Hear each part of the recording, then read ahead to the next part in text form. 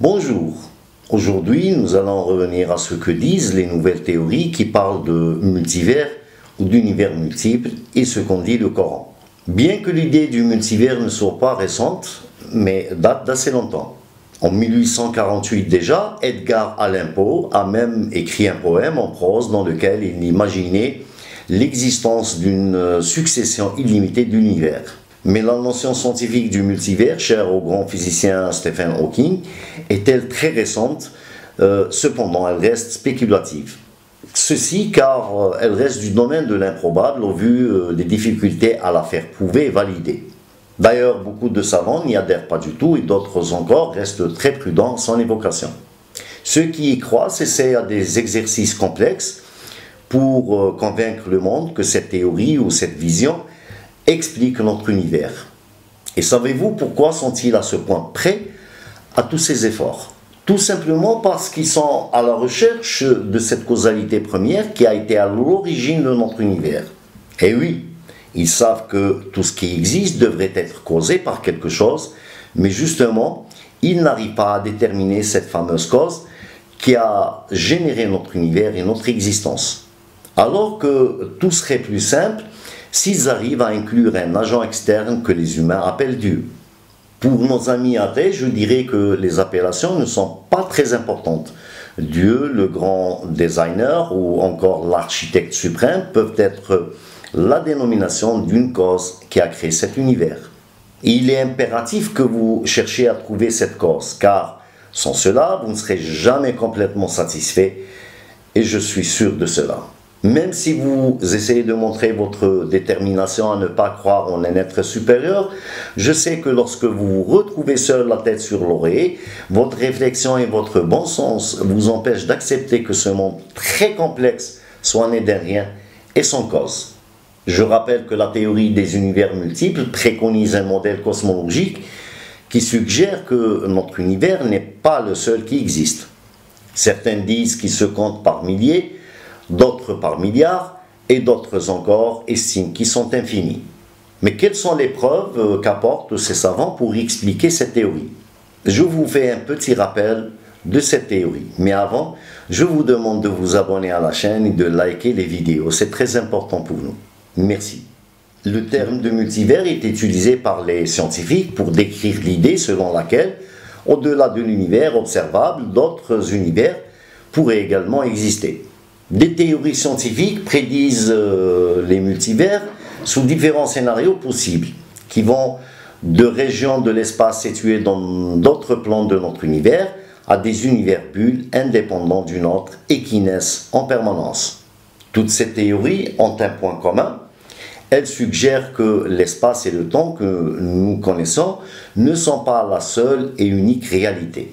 J'ai trouvé un article du journaliste scientifique Tom Siegfried qui explique très bien cette vision dans un livre qui s'appelle The Number of Events.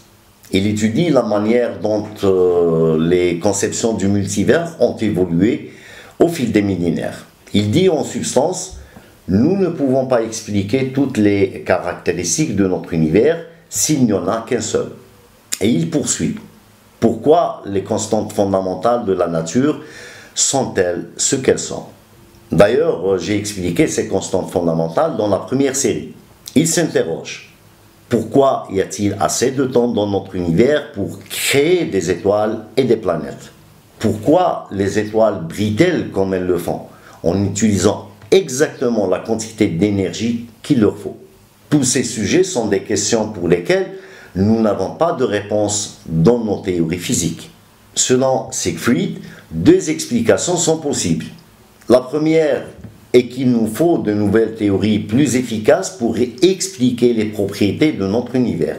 La seconde, quant à elle, dit qu'il est possible que nous ne soyons que l'un des nombreux et différents univers et que nous vivons dans celui qui est agréable et confortable, c'est-à-dire celui qui a hérité des bons réglages permettant la vie et nos questions.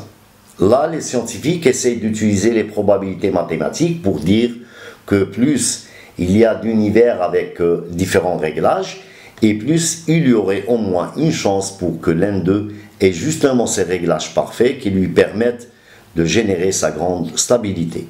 L'essentiel que j'ai retenu est que les scientifiques s'essaient à tous les exercices possibles et imaginables pour éviter la question de Dieu.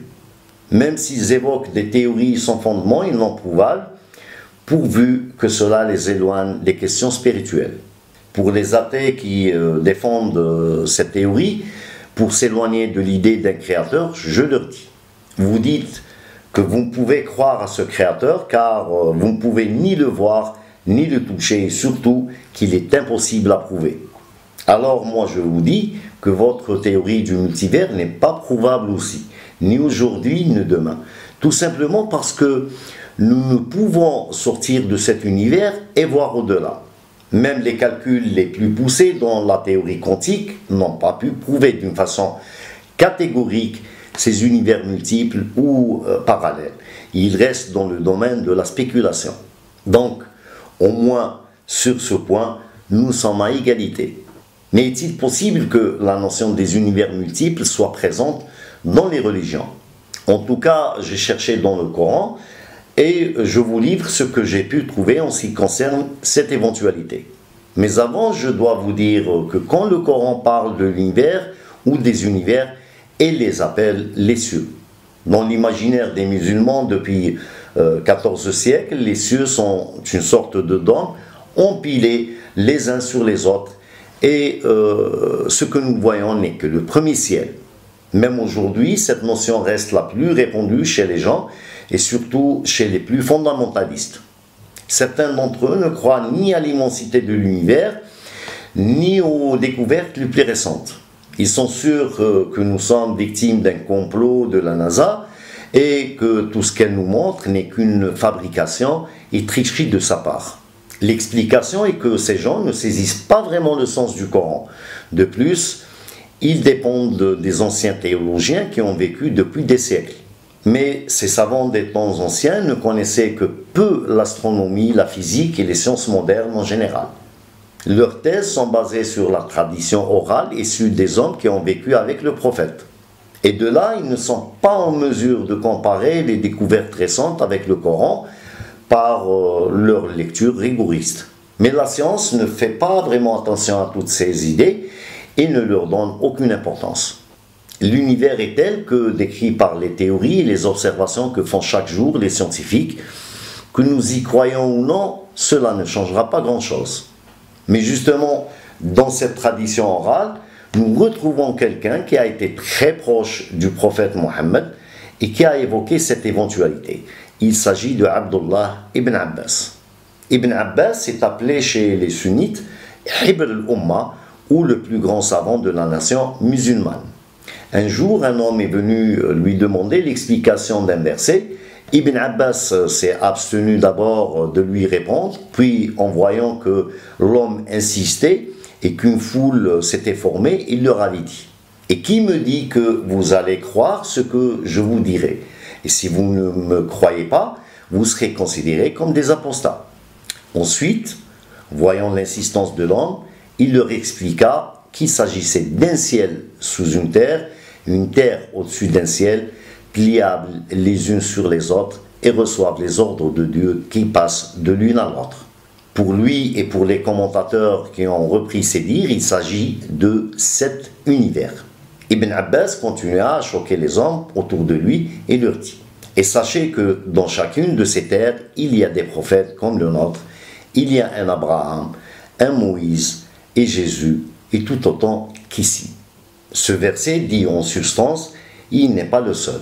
La traduction de Hamidullah dit « Allah qui a créé 7 cieux et autant de terres entre eux, son commandement descend afin que vous sachiez qu'Allah est en vérité omnipotent et qu'Allah a embrassé toutes choses de son savoir. » Savary dit « C'est Dieu qui a créé les 7 cieux et les 7 terres, il les fait obéir à sa voix afin que vous sachiez que sa puissance est sans borne, que l'univers est rempli de sa science. » Enfin, Kazimierski dit « C'est Dieu qui a créé les 7 cieux et autant de terres, les arrêts de Dieu y descendent afin que vous sachiez qu'il est tout-puissant et que sa science embrasse tout. » Alors, pourquoi Dieu, et à travers le Coran, parle de ces univers au risque d'ébranler la foi des hommes de l'époque, dont la plupart étaient des ignorants Et très peu d'entre eux pouvaient à peine savoir que la terre n'est que ce qu'ils pouvaient voir et que le ciel est un dôme au-dessus de leur tête et qu'il pourrait un jour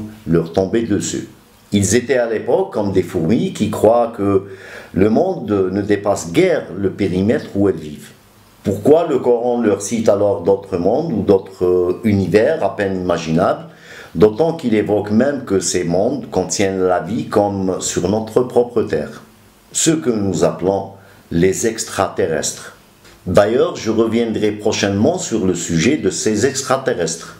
Donc je rappelle aux athées en particulier et aux sceptiques en général qui pensent que le Coran est l'œuvre d'un humain, et je leur dis que cet humain est un auteur doté d'une imagination hors norme pour son époque.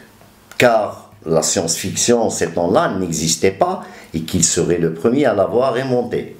Et s'il s'agissait d'un menteur qui prétend être un messager de Dieu, il serait contre-productif pour lui de dire des choses pareilles qui risquaient de le discréditer et de confirmer qu'il était soit fou, soit un grand menteur.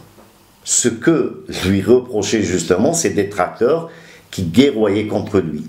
Je souhaite vos explications sur ce sujet si vous en avez. Beaucoup de versets dans le Coran parlent de ces mondes parallèles aux nôtres et évoquent la vie en dehors de la Terre et qu'elle est essaimée à travers le cosmos. Ce que nous allons voir dans les prochains épisodes. Merci et au revoir.